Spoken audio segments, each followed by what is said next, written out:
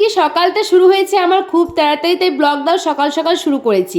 তো দেখো দিদির বাড়িতে ঘুম থেকে ওঠার পর আজকে ইন্ডাকশানে চা করার জন্য দিদি আর আমি দুজনে লেগে পড়েছি।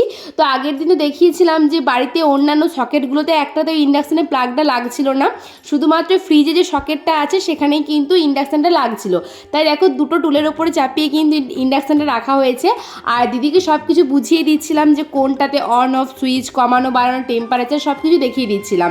তো দেখো ফার্স্ট আজকে দিদির বাড়িতে ইন্ডাকশানে চা হচ্ছে, দিদি চাটাই ফার্স্টে করলো। তো আর সকালে ঘুম থেকে উঠেছিলাম 7টার দিক করে, এখন 7:30টার মতো বাজে।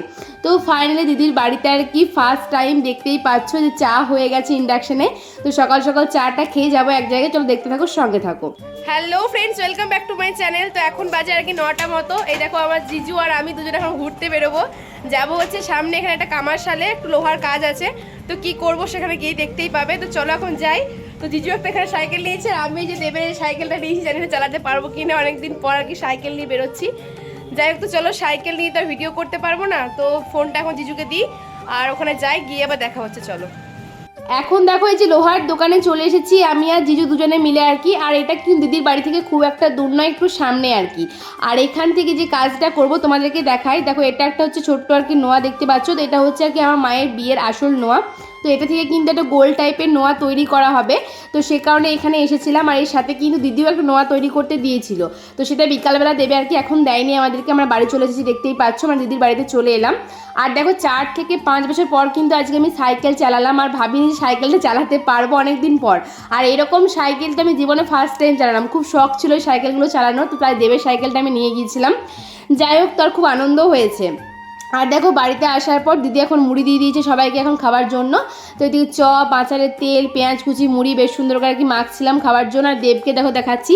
তো কাল থেকে এসেছি, দেবকে একবারও দেখানো হয়নি, তো আজকেই দেখালাম। আর মুড়ি খাবার পর এখন রান্নাঘরে দেখো এখানে এলাম, আর দিদি এখানে রান্না করছিল। আর এখানে এসে তোমাদেরকে আগেও শেয়ার করেছি, এখানে এসে আমি কি ভিডিও করব বুঝতে পারি না দিদির বাড়িতে। মানে রান্না খাওয়া ছাড়া সেরকম কিছু দেখানোরই থাকে না, আর আমার তো কোনো কাজই থাকে না। তো আমার কাজ তো কিছুই দেখাবো, তো দিদির কাজটাই দেখাচ্ছিলাম। দিদি এখানে একটা বড়া ভাজা করছিল, এটা কাঁচকলা দিয়ে আলু দিয়ে একটা আর কি বড়া তৈরি করছিল। তো সেটাই তোমার সাথে শেয়ার করলাম। আর এখানে চলছিল এখন টিভি, তো সবাই মিলে টিভিতেও দেখছিলাম। মানে আমি আর জামাইবাবু মেনলি টিভির সামনে বসেছিলাম, দিদি একবার করে আসছিল যাচ্ছিল। তো এটা রিপিট টেলিকাস্ট চলছে, এটা কিন্তু এখন চলেনি। জি বাংলা দেখো কুমার শানুর গান চলছে। তো গানটা তো শেয়ার করতে পারবো না, তোমাদেরকে ফুটেজটা শুধুমাত্র দেখালাম। আর এদিকে আমরা কুমার শানু গান শুনছি, তার সাথে যে বড়া ভাজা দিয়ে গেল দিদি একটা করে গরম গরম, তাই বড়া ভাজাটা খাচ্ছিলাম। এখন বাজে দুপুর 12:30। তো আমার স্নান টান সব কিছু কমপ্লিট হয়ে গেছে। তো চলো এখন খাওয়া দাওয়া করবো, আর আজকে বিকালবেলায় বাড়ি চলে যাব, ঠিক আছে? তো চলো খাওয়া দাওয়া করে নিই, তারপর আর কি রেস্ট করবো কিছুক্ষণ, তারপর বিকাল 5টার দিক করে বেরোবো। তো চলো খেতে বসে আবার দেখা হচ্ছে তোমাদের সাথে।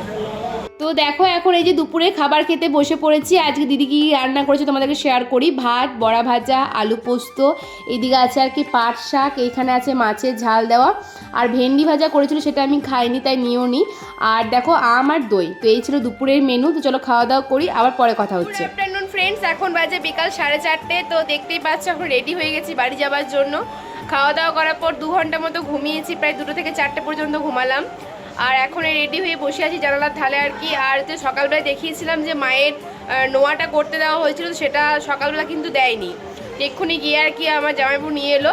তো তারা তোমাদেরকে দেখাচ্ছি। আর এই দেখো পুকুর পাড়ে বসে আছি, এই ভিউগুলো কিন্তু দারুণ। মানে এখানে বসলে পুকুর দেখা যাচ্ছে, হাঁস দেখা যাচ্ছে।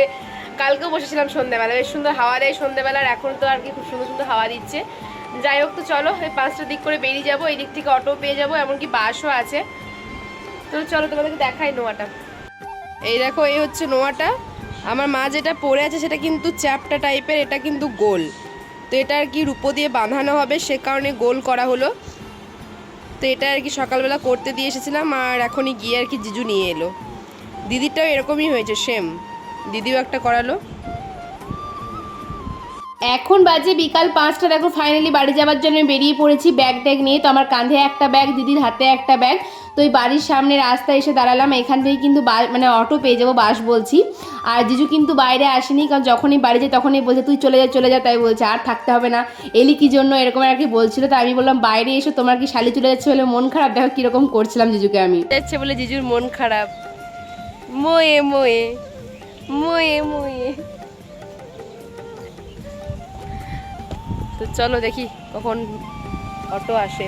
এখানে দাঁড়িয়ে থাকলে পরে অটো পাওয়া যায় না, আবার যে একটু এগিয়ে যাব সেই অটো বাস সব পেয়ে যাবো। দেখো দিদির বাড়ির সামনে অটো পেলাম না, এখন যেখানে আর গিয়ে কালকে নেমেছিলাম অটো থেকে সেখানে এখন বাস ধরতে চললাম। এই যে জিজু আমার বডিগার্ড আজকে চললো, কালকে তো আমি একা একাই রাস্তাতেই এসেছিলাম। তো চলো বাসে উঠি, 5:40 বাস আছে। এর আগেও একবার গিয়েছি ওই বাসটায়। বাড়িতে গিয়ে তারপর তোমার সাথে কথা হবে, চলো এখন আর কথা বলছি না। দিদির বাড়ির সামনে থেকে মেন রোডে এলাম আর কি বাস ধরতে। আর এখানে আসার পর এমন মুষলধারে বৃষ্টি শুরু হয়েছে কি বলবো, টানা 20 মিনিট কিন্তু একদম বৃষ্টি হয়েছে।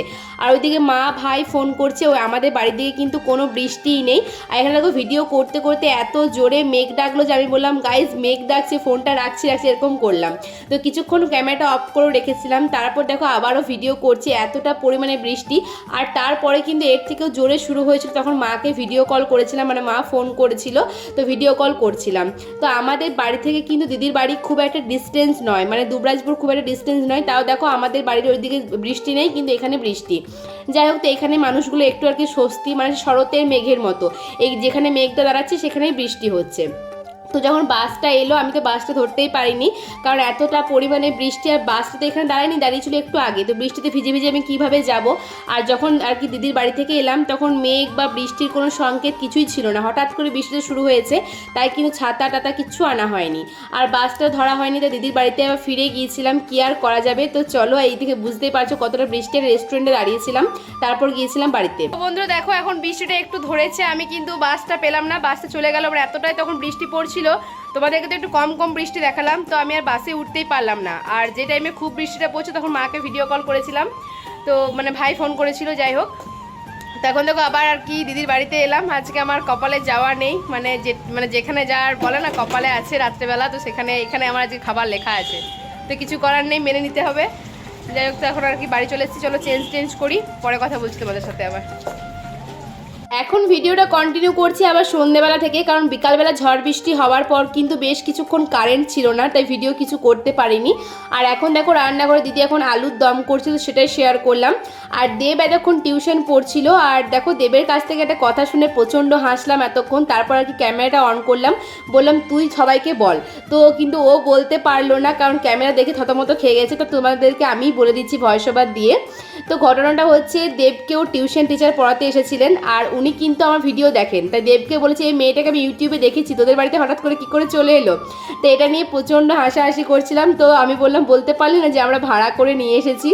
যাই হোক, তো এখন দেখো রাতের খাবার খেতে বসে পড়েছি। তো মুড়ি, চপ, আলুর দম, তার সাথে ছিল আম। তো চলো বন্ধুরা, আজকের ব্লগটা আমি এখানেই শেষ করছি, দেখা হবে নেক্সট ব্লগে। আজকের মতো এই পর্যন্তই, ভালো লাগলে like comment share and subscribe করে দেবে। চলো আজকের মতো টাটা, গুড নাইট।